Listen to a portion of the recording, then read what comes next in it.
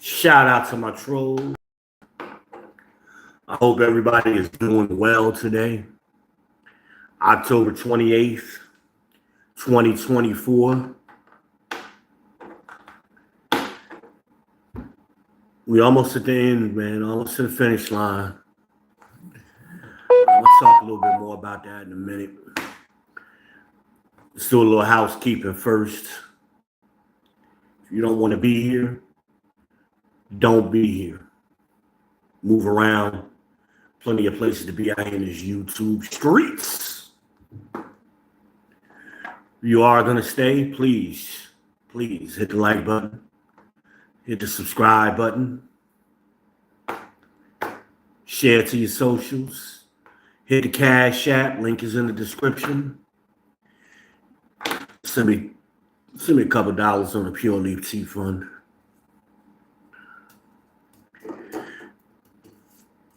I am the Heisenberg of this ish. I'm the Dark Knight, the Daywalker, the Black Maga, the Shogun of Charlotte, your favorite content creator's favorite content creator. The ladies call me the Cookie Monster, Pumpkin Escobar, the author, the photographer, the artist, formerly known as Van Johnson. It's your boy, your main man. They call me the People's Champ. I am V. Ben Israel. They call me the champ because I say the things you can't say for fear of being attacked. So I say it for you. I'm going to take that smoke for y'all. Just blame Izzy for it. Just say, yo, Izzy did it. I ain't do it. Izzy did it. The Italian guys call me Izzy Fingers. We'll have a serious conversation right now, y'all. So, strap in with me. The seatbelt light is going to stay turned off on this one, I assure you. I may even turn the comments off. I don't know yet. I'm deciding. Because I want y'all to hear me and hear me good. Black men is who I'm talking to. Talking to black men. I've been so proud of us ever since, for a couple of years now, really. Ever since Stacey Abrams tried to take the swing at Tariq Nasheed and Kevin Samuel over his body wasn't even cold yet. She took that swing, you know. And black men did not like that, and we responded to it. Enough of us responded to it. Let's say that. We're never going to get a majority, or not in our lifetime anyway. We're not going to see the majority of unification amongst black men. But I think we've reached a tipping point. Tipping points are typically 25%. And that's when things begin to swing over. Okay.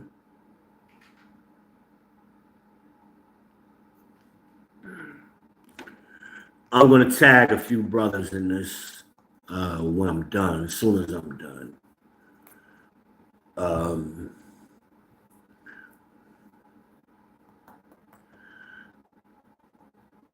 And I really hate this. I really hate this. And I'm going to be talking to a brother I really like, man. I love this brother. I really do. But I think he needs a little straightening right now because he's off on a couple of things, few things. But I think, and TJ, I'm talking to you right now, brother. I could even finish watching your live stream, and I've been watching it for quite a while. I think you're off on a lot of stuff. But a couple of things we're going to have disagreements. I talk about this all the time. I've been talking about this for years now, actually. How we disagree, when we disagree, is what I take issue with. We tend to do it publicly too much. And I believe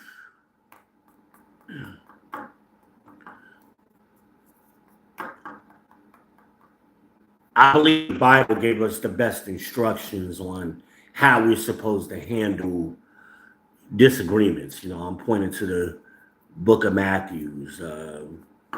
See the Matthews 5 and 18 or 18:5, one of them. I didn't.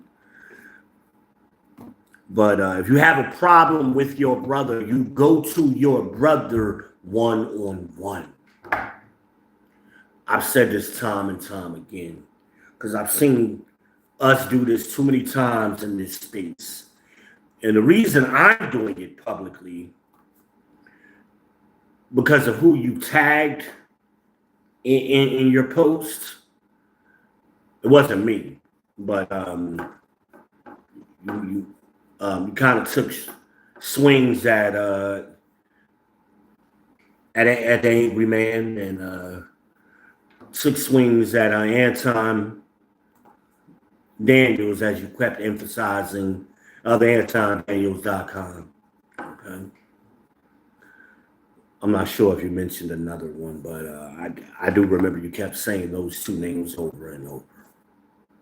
Now, I don't know if you spoke directly with AM or Anton. I doubt it. But this could have been a conversation like a backstage kind of thing, back chat, three-way phone call, conference call, Zoom call. I think and having an understanding of all three of y'all men. I've never really spoken. I think I spoke to Anton maybe once or twice a couple of years ago during the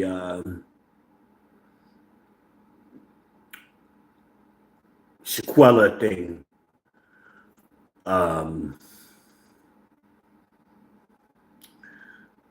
AM, I've been on panels with him. I've talked one-on-one with him several times over the years. And others in this space, Dennis Sperlin, Obsidian, etc., etc., etc. I think too often we focus too many times on the disagreements instead of the similarities or the agreements that we already have. Most of us, of these men, and I'm including myself in that, 80% of the shit we agree on anyway. 80%. That means out of 100 things, 80 of them we already agree on. We got to stop focusing on the 20 things we don't agree on. Because, see, that's what women do. And that's what women are going to seize on. And we talk about dividing the community and all of that. We have to learn how to reason together, but we got to stop putting on a fucking show. And I want young men to hear this, because I got sons, and I speak to my kids, period, about this kind of behavior all the time.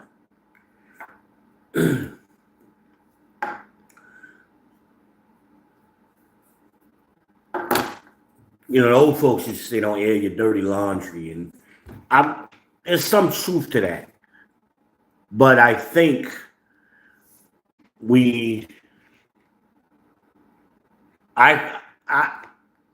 it's kind of like where I'm from, it's like you sneaking somebody. You taking a cheap shot at somebody, excuse me. Taking a cheap shot at somebody when we do it this way. Go to the brother one-on-one. Then if he will not hear you, you go back to him again with witnesses. So, and then at that point, you leave it on the altar. because it's not productive.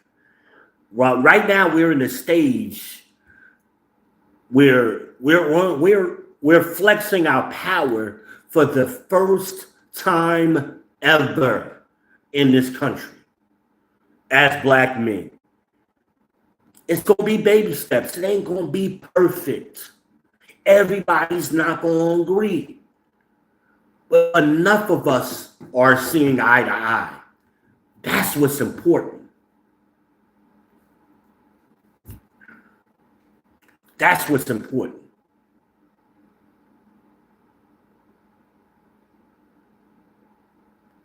And I've had this conversation, like I said, I remember AM talked about it. He was a few years ago. He was having beef with the Fight Club and all them clowns over there. I said, AM, you better than this. What you doing, man? It's late one night. It was just me and him in the back chat. Actually, it was me, him, and another guy. Of course, streaming is acting up, and I'm talking some point. Right? But me and AM went on to have a good conversation after that. You know, and that's I said, man, you better than this, man. And shortly thereafter, and I'm not saying it's because of me, I'm not taking no credit for it, but I saw greatness in this man, and he blew the fuck up right after that. I mean, he blew the hell up after that, you know, because he stopped. I don't know how much of what I said. I don't know if he even remember this conversation, but you know, some kind of I see greatness in TJ as well, and I think you're better than this as well, is what I'm getting at. And I hate to see we should be joining forces and working together. That's where your greatness is, TJ. That's where your greatness is. But we got to stop attacking each other publicly. We're gonna have disagreements, man. We can do that shit behind closed door. We can work our shit out a different way, but not put it on display because that's gonna allow infiltration. Is what I'm getting at. But a few of the points you was wrong on. One of the big things you said that kind of I was laying down. I wasn't even feeling good, man. I wasn't even gonna go live today, but you made me jump the fuck up, man. I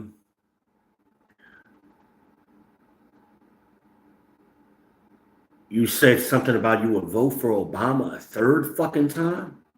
Are you serious? Are you serious?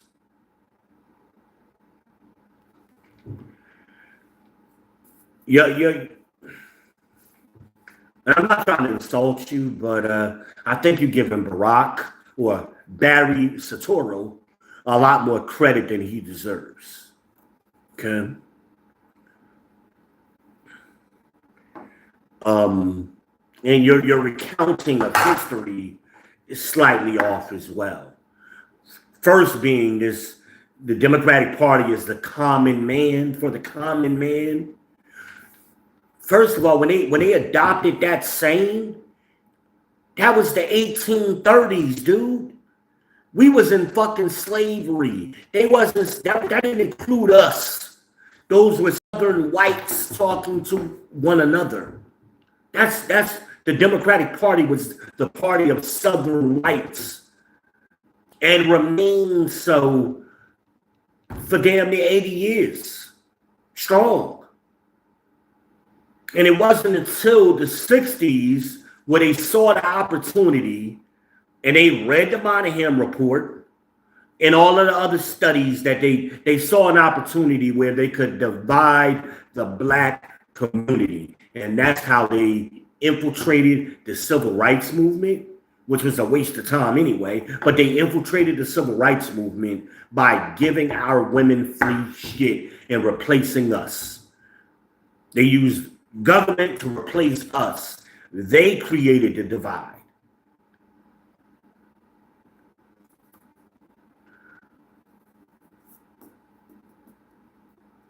But I didn't hear you say any of that.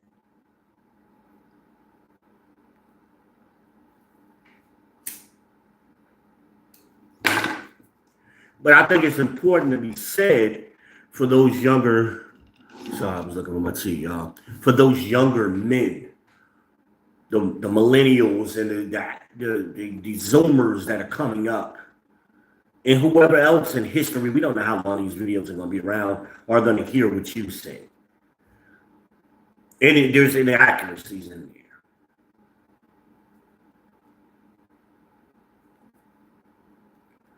I talk a lot about root cause analysis,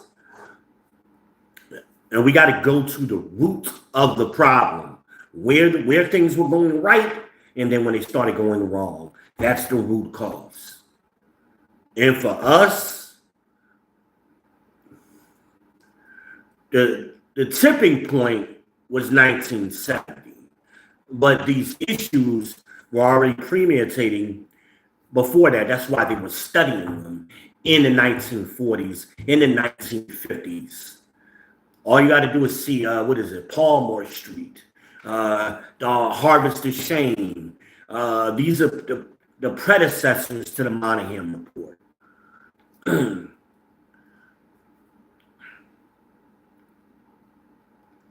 And those are Democrats doing those. Well, those were Democrats doing those studies. And at that time, we started to see a shift, a paradigm shift in the parties.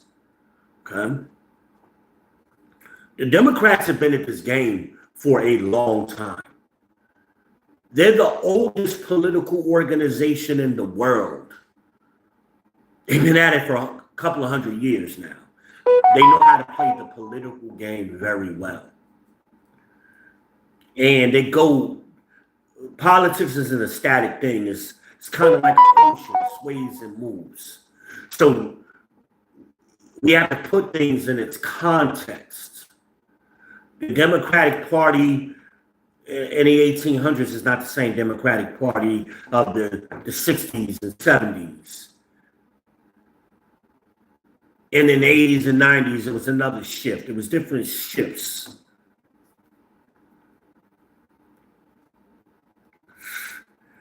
Secondly, this great economy you talked about that Barack left is bullshit. Because black people went from under George W. Bush, went from having our highest level of home ownership in history to we're getting wiped out under Barack Obama. Wiped out. We went from historical highs to historical lows during his 8 years.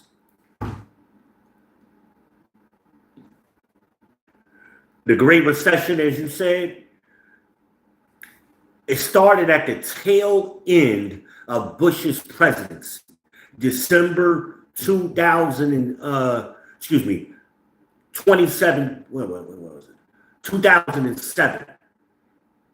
December 2007.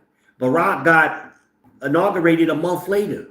So the bulk of that recession was under Barack Obama, and it ended in 2009. And still, in certain sectors, lingering for a couple of more years, particularly in housing, particularly in employment.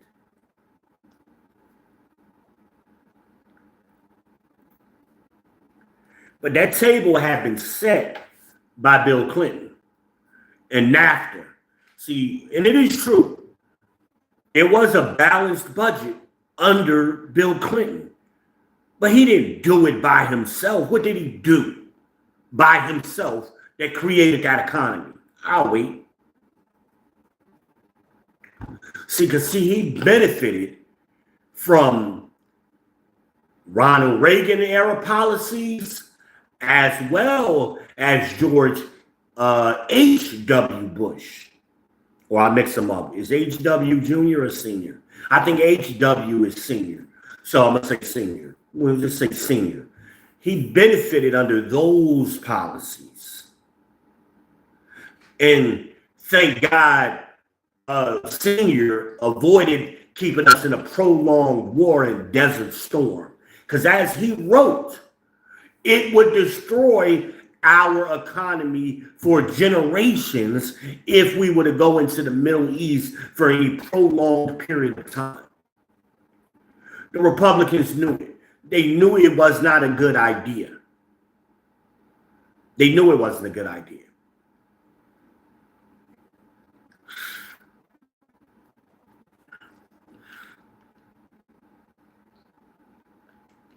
But we've been so polarized in America to see things as black and white, either or, Republican, Democrat, that we don't understand classism. And these, because of classism, there are a lot of alliances, temporary and long term. They're two sides of the same coin. So, with George W. Bush Jr., I'm talking about, his mistake was picking fucking Cheney as his vice president. That's his mistake. A warmonger. And they stoked the fires after 9/11 because it forced us. It was Democrats and Republicans that forced us back out to the Middle East. Dick Cheney, the Clintons, they were all involved in that. Because it's all about that money. Even though Bush was reluctant to do that, he did it anyway because of the political pressure. He was a puppet. Cheney was the one with the real power because of his political connections to Halliburton. Same thing that's happening today. Now the Cheneys are again, it's classism. So they're not sticking to, they know Republicans don't have a taste for it right now because Donald Trump shut all of that Tea Party shit down and those old alliances down. So what did they do? They reached out to their corporate Democrat buddies and they started pushing another puppet, which is Kamala Harris. And she's already committed to billions of dollars to Israel. Why? Because they know Israel is going to march us into World War III and they're going to make a lot of fucking money. That's what it's about.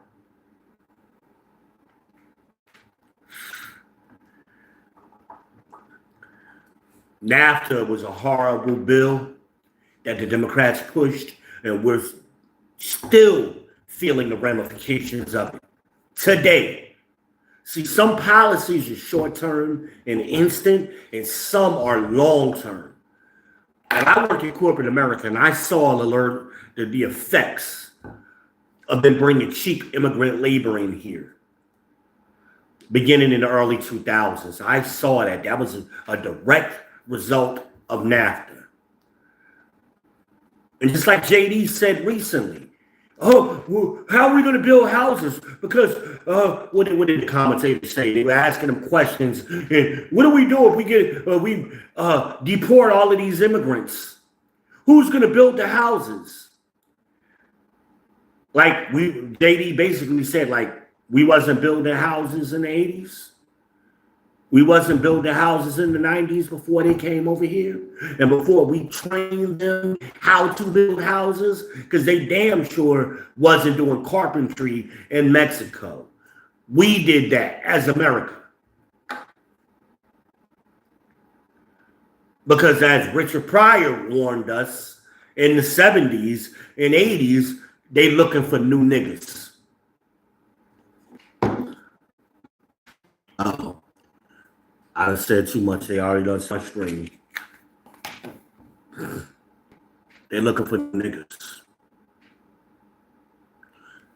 There's a bigger political game being played. And sometimes, my grandmother used to always say, Everybody's an expert until the real expert shows up.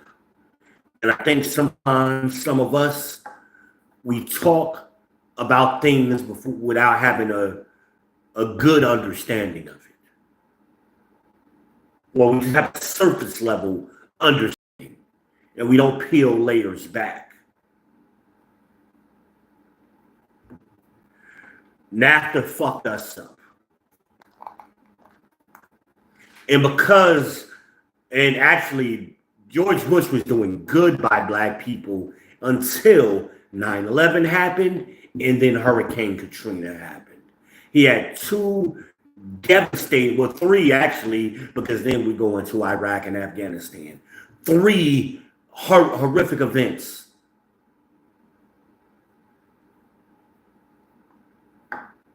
And the people behind the scenes is pulling strings.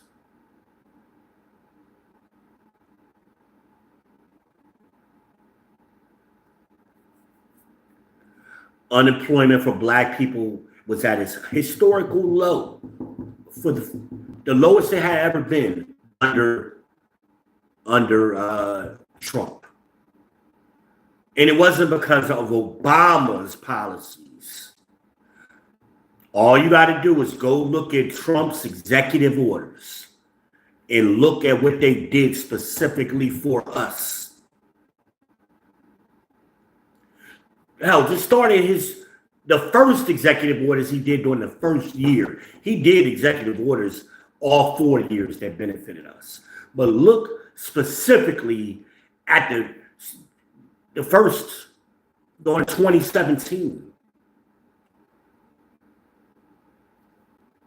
And the energy policy, the infrastructure, the emphasis on securing the border, because that reduced the competition.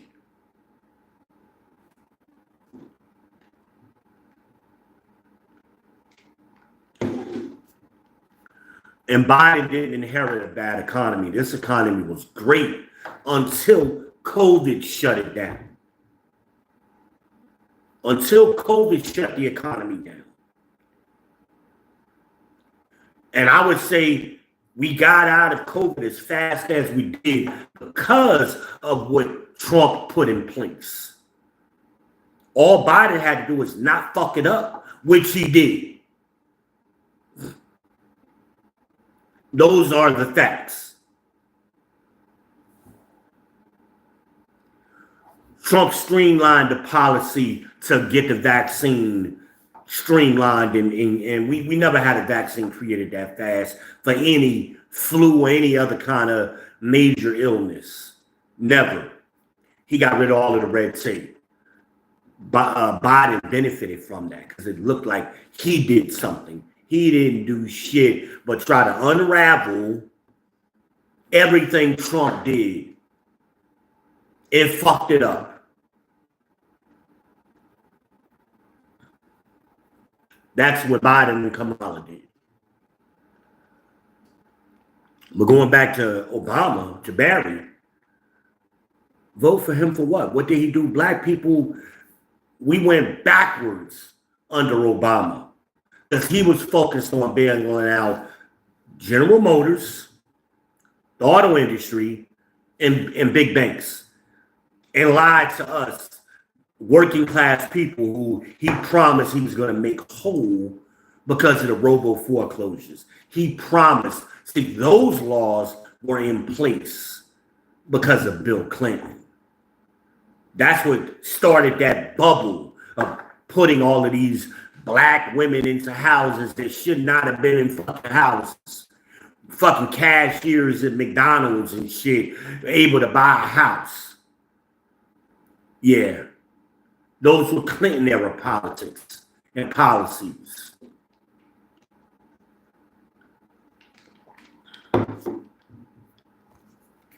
And the student loan crisis, when that Obama continued, sending dumbass bitches to school. How many times have I said it? We're the only group of people, Americans, I mean, who send dumb kids to school. No other people on the planet do that. Everybody else sends smart kids to school. You don't send dumb kids to school.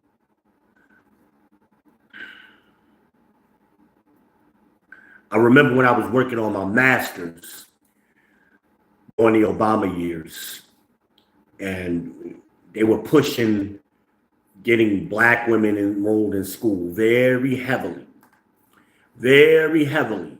And we created a bunch of us black guys. Shout out to Tony Peak. I remember working with Tony here in the Charlotte Metro. And we created a group called Men of Momentum. And we were going out into the rural areas on the outskirts of Charlotte, registering black women for school, giving them free laptops and free internet. And we would go to the public housing areas, and these bitches didn't want to do it. So we started enrolling anybody after that, because we wanted to get as many people to take advantage of the program as possible, even though the mandate was to go after black women.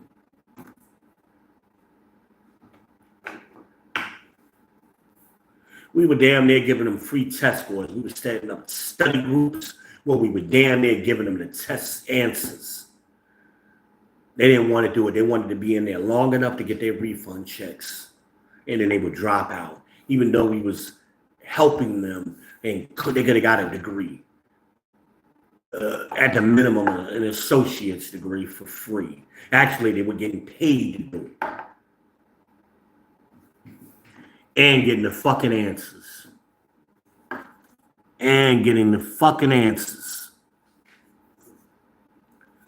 And that's where all of that, black women are the most educated group of women, which was bullshit. They were the most enrolled for a very short period of time. But as far as graduation rates, it never changed.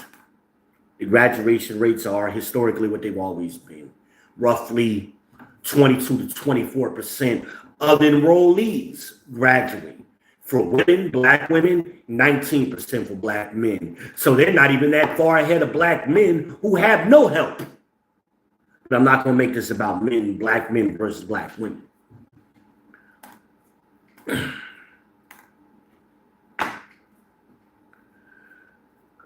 I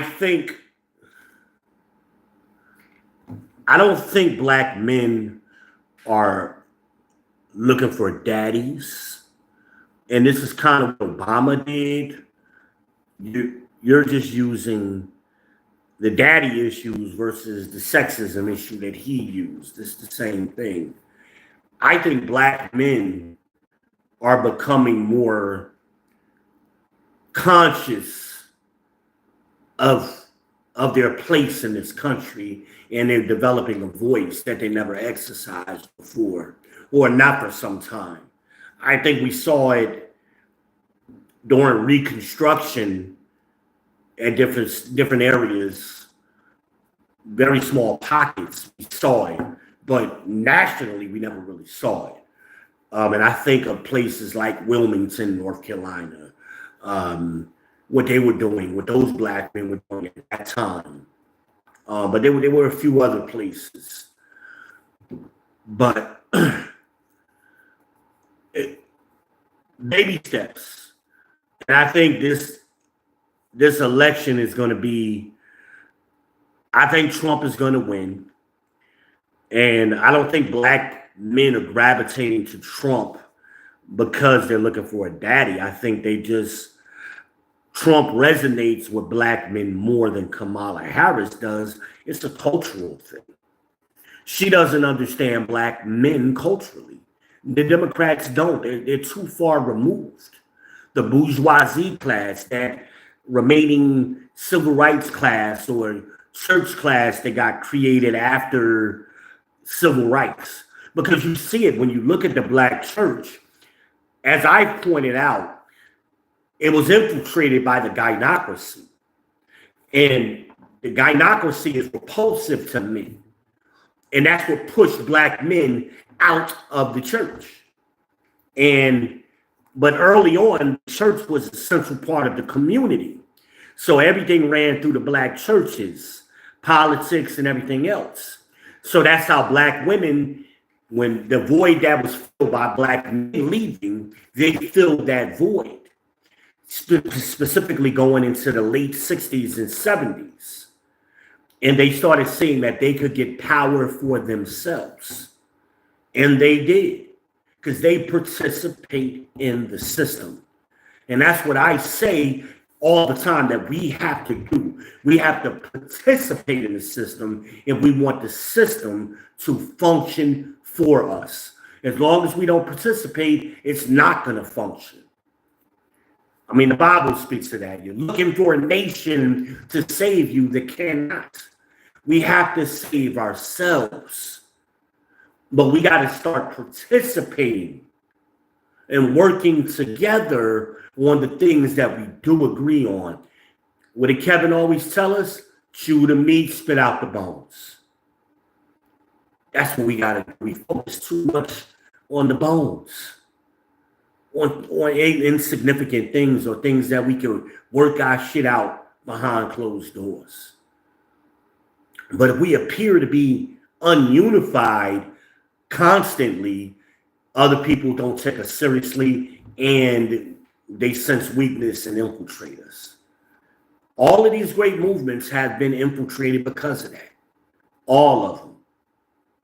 Malcolm and Martin got infiltrated because of their disagreement. And when they started at the last minute, they were getting ready to work together. They both got killed, unfortunately, before they could hash out their shit. But so many years had went by where it was this public rivalry, and it was unnecessary because they really agreed on so much shit, is my point.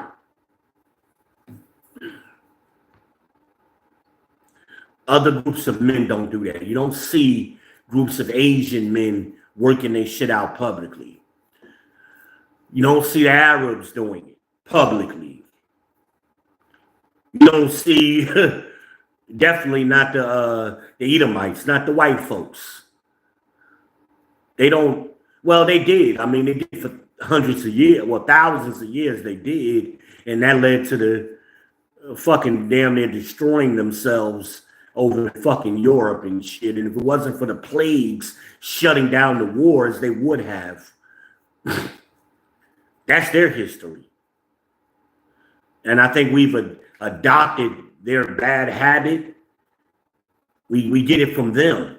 But I don't think we're trying to be looking for Trump to be our daddy. I mean, and I think this is a difference in just East Coast versus Midwest versus the West Coast. Our perception on things sometimes is different. Life, always there with the black folks, there. But I mean, of course, politics, and they try to, he was a slumlord, and no, the fuck he wasn't. Trump wasn't renting cheap apartments. He was fucking building luxury properties. He wasn't doing cheap shit. He was always doing luxury shit. But they always try to turn and politicize things and villainize him because he was never in the boys club. So he was independently wealthy. So he didn't come from those blue bloods. So he could never get in that club. And that's why one of the reasons why they hate him, because he succeeded in spite of them, not letting them into the club. It kind of reminds me of Titanic. I don't know if you ever, with the DiCaprio, the movie Titanic. And when he was, the lady who gave him the suit was explaining the dynamic to him. And she was explaining old money versus new money. And Trump, they always looked at Trump as if he was new money. His daddy was rich, but his granddaddy and his great granddaddy and all of them wasn't wealthy. He didn't come from that line. Like an example of somebody who comes from a line of wealthy people would be Hillary. Before she got with Bill, she was a Rodham, and the Rodhams were very prestigious family. Hell, damn near going back to York. But they were prestigious in the Rhode Island area is where they were prestigious at. And it was just a perfect, they were almost fucking genetically bred together, Bill and Hillary. But it really never seemed like love there to me, but that's another conversation.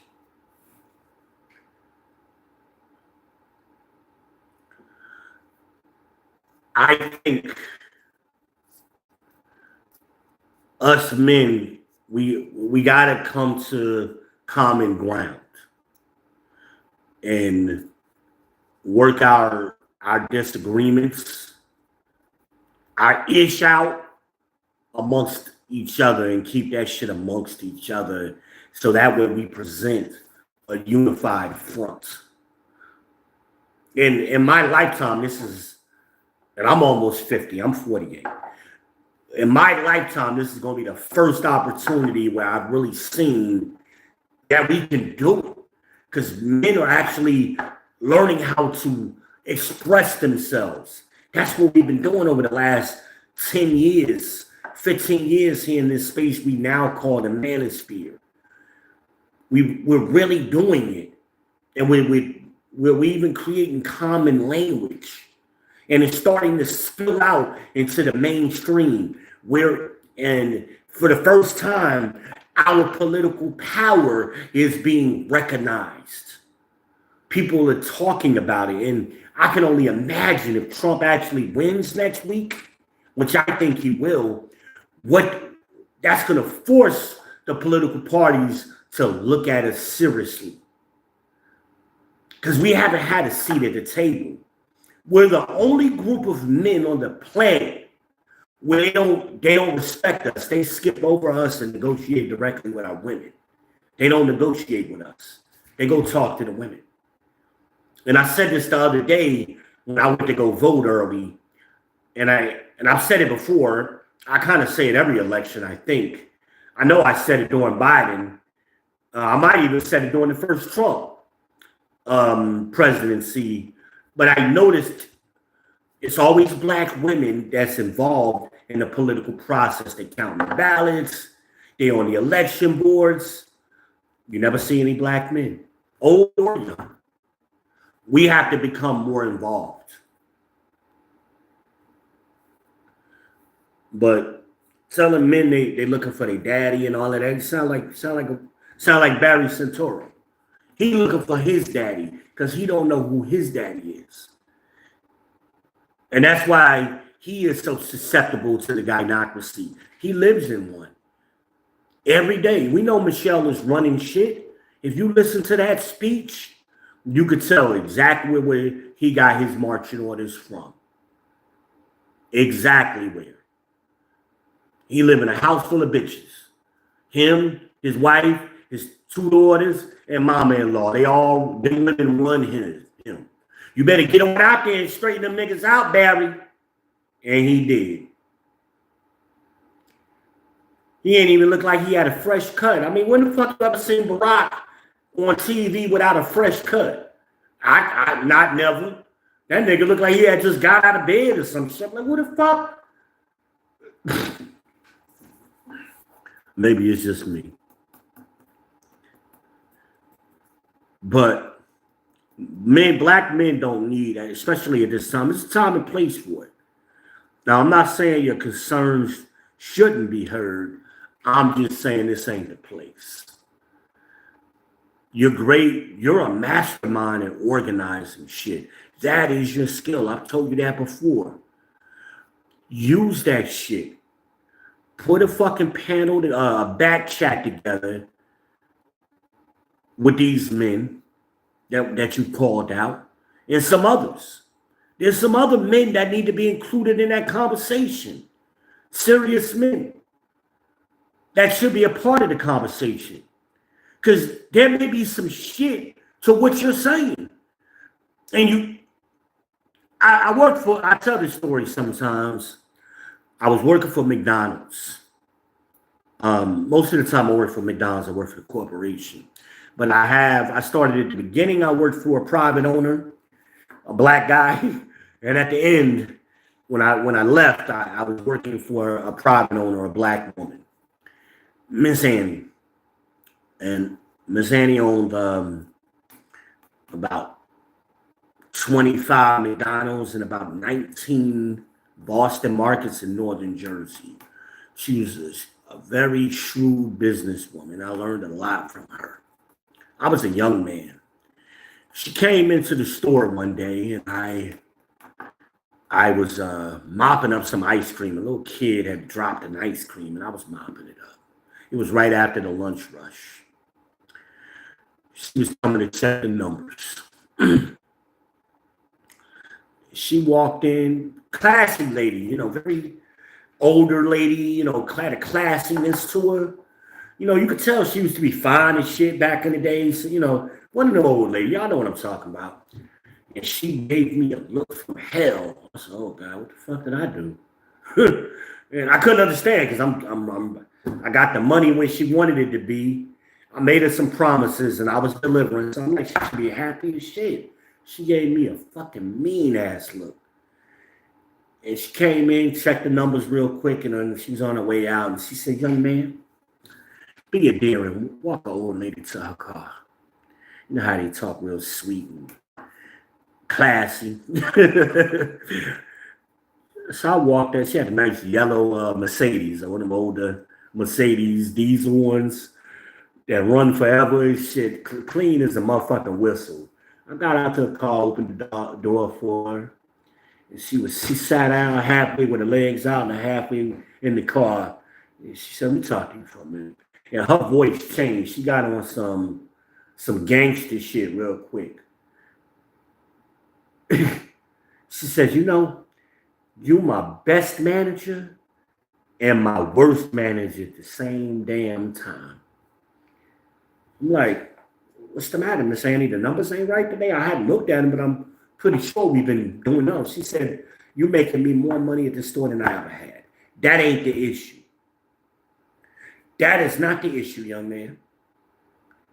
You are my best manager." She repeated herself. "You are my best manager and my worst damn manager at the same damn time." She said, "I know if I give you a job to do, you're going to do that fucking job if you got to push the cart up the hill by yourself. I know that about you. And this McDonald's shit, you know it better than anybody and I got a ton of managers. I've met tons of managers. You know more about McDonald's than all of them.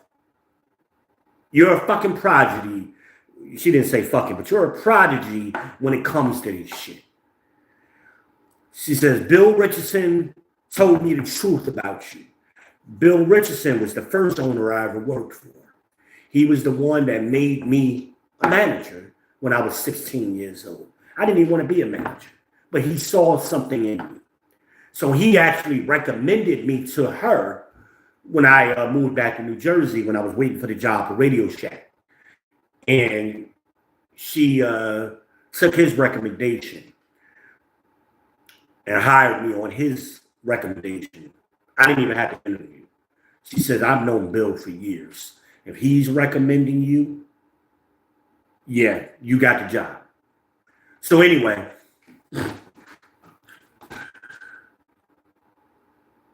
Bill was right, she said. "You know this shit." I started working at McDonald's when I was 14, actually when I was 12 years old. My aunt, my best friend's mother, was the area supervisor, and she would hire all us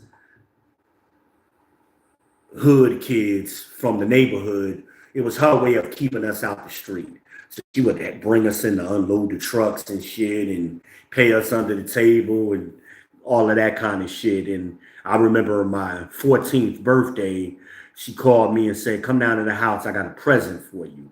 I thought it was a birthday cake. She made custom cakes. When I got down there, she handed me a box, and it was wrapped up all nice like a birthday present. And inside of the damn box was a McDonald's uniform. "You got about 30 minutes before that truck gets there, so you need to hurry up." It's my fucking birthday, man. She ain't giving a shit. Theo was crazy.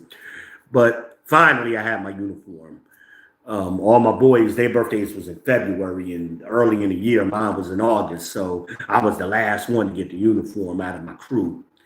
So anyway, so I had always been around McDonald's all my life, and it was just something.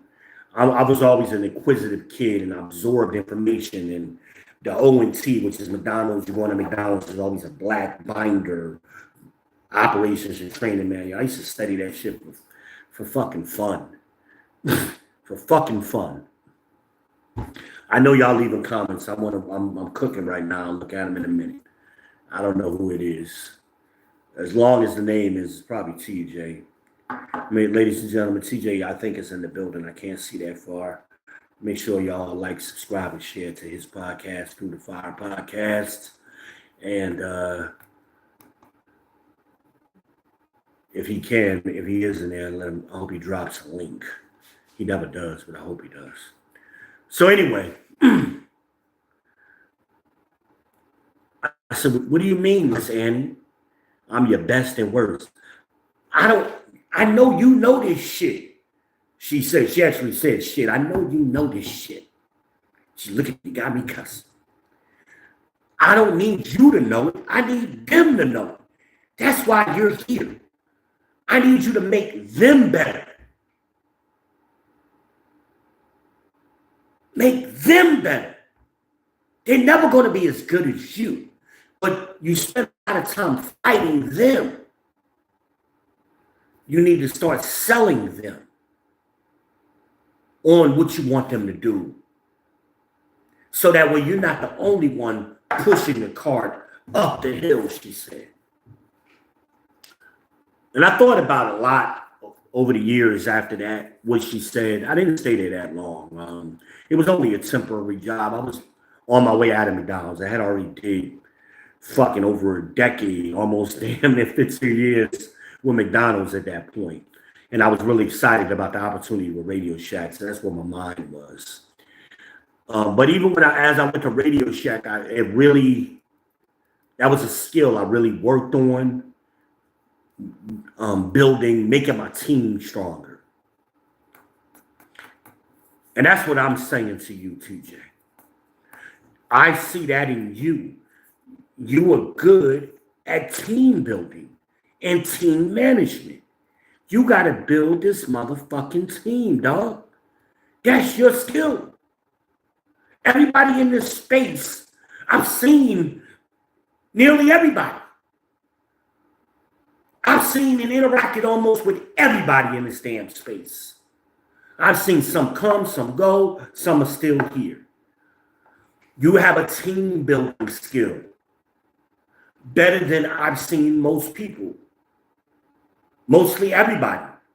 So if I was the owner of a team, let's think of this manosphere as a team, or let's think of, whatever. We're building our team from within the manosphere. I'm the owner. I'm hiring you to be my head coach because I know you know how to put the team together.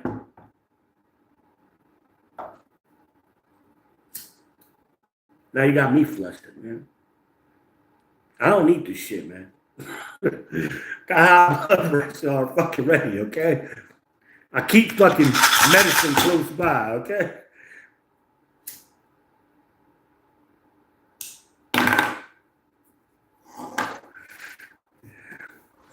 You got to be the coach, man. Or LeBron this shit. Be a player coach. But you are a coach. That's your skill. And you're fucking good at it. I saw it. I haven't seen it for a while. And it really came when you did the damn Color Purple shit. That was phenomenal. Because I know what it takes behind the scene to put people together like that and get people on the same accord. I know what you had to go through. Because I've been doing it all my life. But I like getting paid to do it. I'm a salesman. I can put a sales team together. That's what I'm good at. Now you need to sell some shit. Come see me. I can sell anything. I'm very good at it.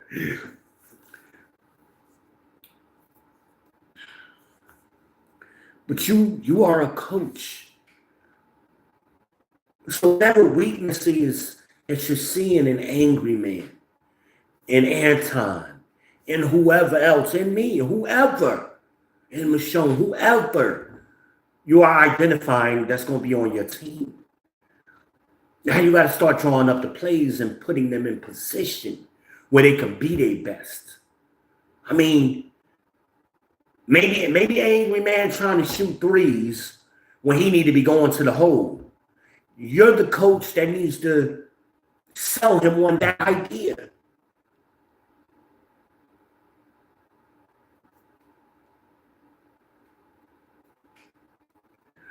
I think you can do it. Praise in public, reprimand in private. That's where Obama went wrong. Old Barry Soetoro went wrong because he tried to reprimand us in public.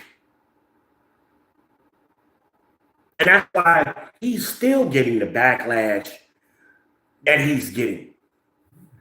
A lot of that is because he's not black. He's an African American. He's not a black American. He doesn't understand. He didn't grow up around us. So he thought he had enough black pass where he could check a nigga. And he found out he got his nigga wake up call. Shout out to the late great Paul Mooney. Hello, nigga. He got his nigga wake up call.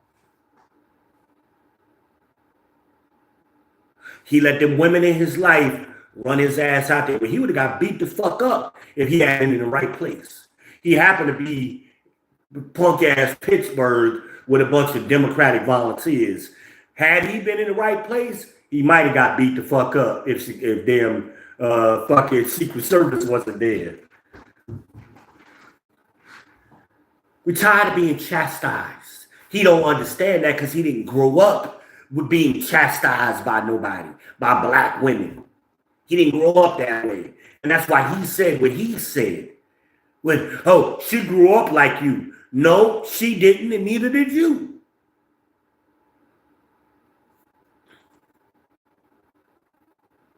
They didn't grow up going to the cookout.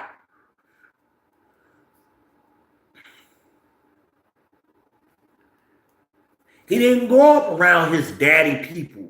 Fuck his daddy. He didn't grow up around his daddy folks. He don't know them. I ain't never met niggas who ain't had cousins and shit.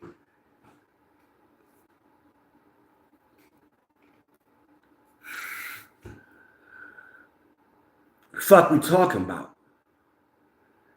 We gotta stop letting others, all skin folk ain't kinfolk, others infiltrate us. That's how the black family got split up. And that started a long time ago. It was a slow process. And it sped up dramatically from 65 to 71. It sped up exponentially, but they have been working on it for quite some time. That had always been the plan. Willie Lynch told us that in the 1700s. Willie Lynch told us. Why implement my methods? He asked rhetorically. For good economics and good sleep. He says it over and over and over again throughout his letters. For good economics and good sleep. You gotta separate the black man from the black woman. He didn't even call her black woman, but you could imagine what he called her. I'm not gonna say it because we ain't after dark yet. So it's been a slow process. So it's going to be slow for us to get out of it. It's going to be slow. But all of the economic gains that we made under George W. Bush, we lost under Obama as black people. We did not progress. We regressed. That is a fact.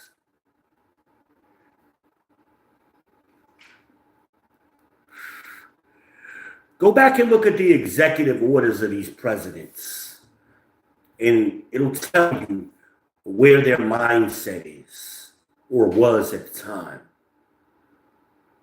Obama didn't do nothing for black people, specifically for black folk.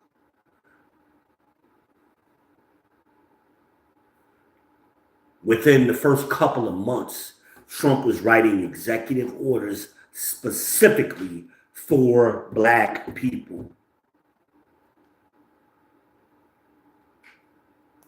And throughout his presidency.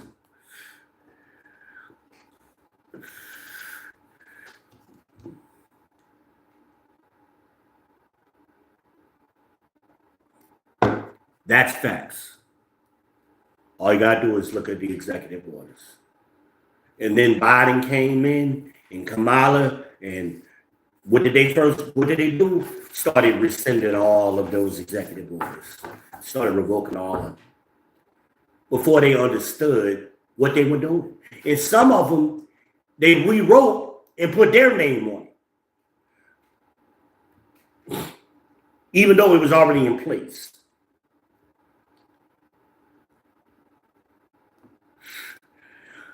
NAFTA was the worst policy. That's because us black men, and I remember watching my grandfather vote for that shit and vote for the Democrats because we thought they were for us. They've never been for black men. That's the biggest divide we have in this country, is a gender divide between men and women, politically. And the next will be a classism issue. And then you got racism sprinkled throughout all of the systems. Black women don't see themselves any longer as part. We don't have a black community. It's over. The black community died in the 80s. There is no black community. You have a black demographic. You got a couple of black neighborhoods, and we don't even own those no more. But there's no black community.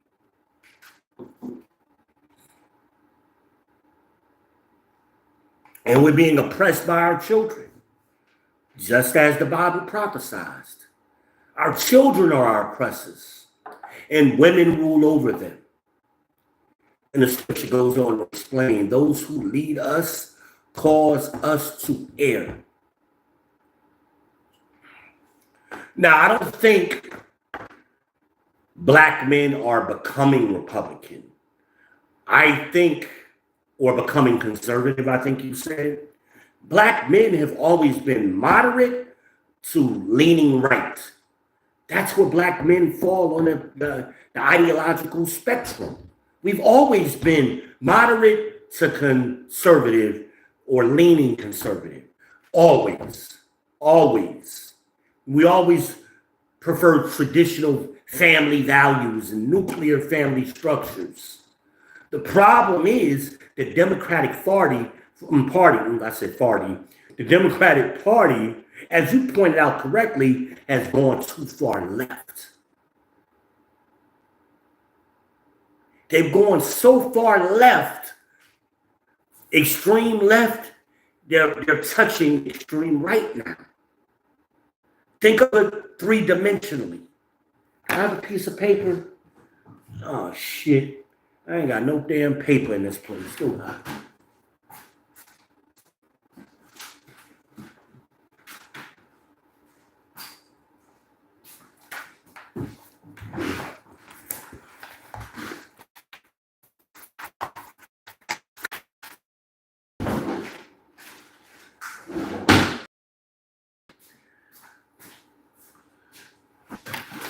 Y'all know I can't see, so just deal with me, okay?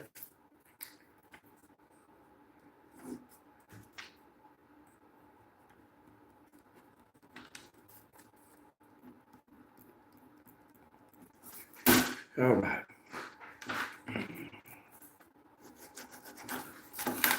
Hope y'all can see this.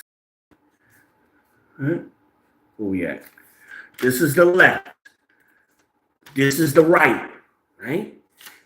Black men are typically in the middle and we lean right, okay? But what the Democrats have done is they've gone so far left, right? We think of things two-dimensionally, either or. Remember I said that. We got to start thinking of things three-dimensionally. Go so far left, they've gone around to far right. That's what the Democrats have done. And that's what our women have done. We haven't left the Democratic Party. They left us. And it ain't about Trump. We started leaving we started leaving the church first when it got infiltrated by the Ghnocracy. We started fleeing from the black church. And then as they got more political power in the Democratic Party, we started fleeing, trickling away from them.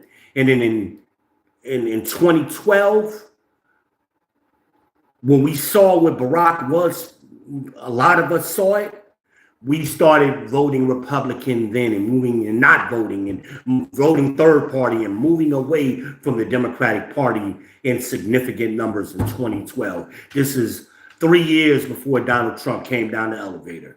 It ain't about Trump. But Trump understands us well because he's always been adjacent to us. He was always hanging out with us in the clubs and in Atlantic City. Every black celebrity had a picture with Trump and had relationships with Trump. Remember when Michael Jackson got into trouble out there in LA and they ran his ass out of LA?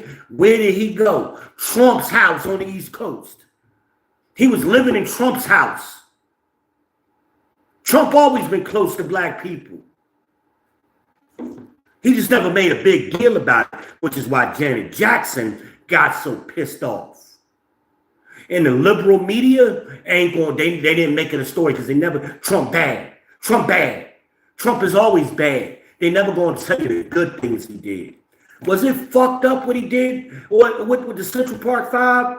Yeah, it was. A lot of people do fucked up shit. I do it all the time. Did he have all of the information? I don't think so. I think all he knew at the time was they pleaded guilty and their parents were there. But we gonna hold that against him forever? We gonna overlook all of the good shit he's done for us since then?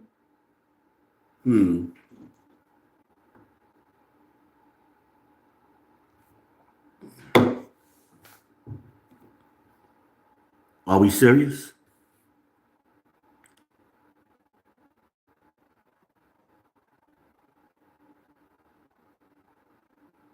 Can't. Some of you effing, I can't see it. I can't see the comment. All I'm saying is we got to start functioning as a team and not individuals attacking each other and infighting or outfighting, rather. We got to keep some shit in house. Put this shit together, man. Organize a back chat with them brothers. I mean, the brothers I think you should include in this conversation will be Dr. T.I. Johnson. Right? I know that brother. If you reach out to him, he'll be with that. And that'll bring in BGS Idmore and Green Gorilla. Dennis Sperling should be in there as well. Angry Man should be in there. Right? O'Shea Jackson should be in there in this meeting. Obsidian should, these guys are the kings of the manosphere. They should be in there just out of respect Tommy Sotomayor should be in this meeting. And organize that shit and put it, this don't need to be advertised. Or it could be. Afterward, I don't know. I mean, I got ideas on it. But I think this collective conference, chat, back chat, or whatever, Zoom call needs to happen.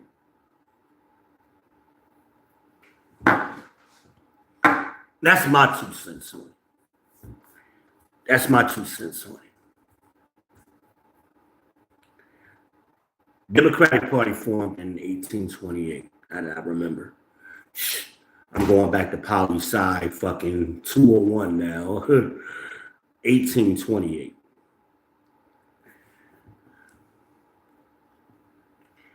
That was Southern whites trying to maintain. It's always about political power and money. That's what drives these parties. That's what they're about. They're not about the people. They're about maintaining power. We got to start understanding or being more cognitive of how the game is being played and why it's being played. I think. But I mean, I just have my head on my hand. It's like here we are again. Here we are again. That's why my thumbnail looks like that. Here we are again, making progress, and then we take a step, 2 steps forward and take 1 step back, that kind of thing, And I think we're we're in the midst of a paradigm shift. The political ideology is changing or becoming very obvious. And Black men are verbalizing their thoughts and collaborating with one another in a way we haven't in 100 years?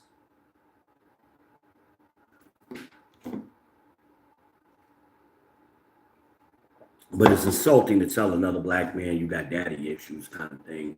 I mean, you can say that privately, but say that publicly, and then whites are going to pick up on that. Other groups are going to pick up, women going to pick up on it. Y'all little niggas, y'all just got daddy issues. I mean, that's where it comes from. We got to stop giving them fuel. That's what I'm saying, man.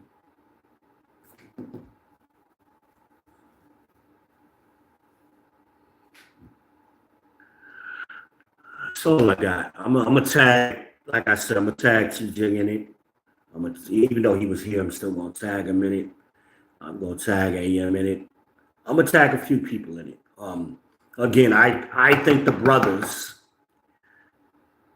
the real brothers that I'm talking about, Dennis Sperling needs to be in that meeting as well.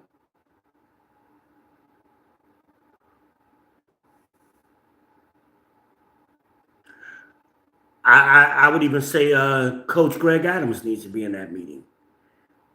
There are some powerhouses here, and we got to start functioning in unison.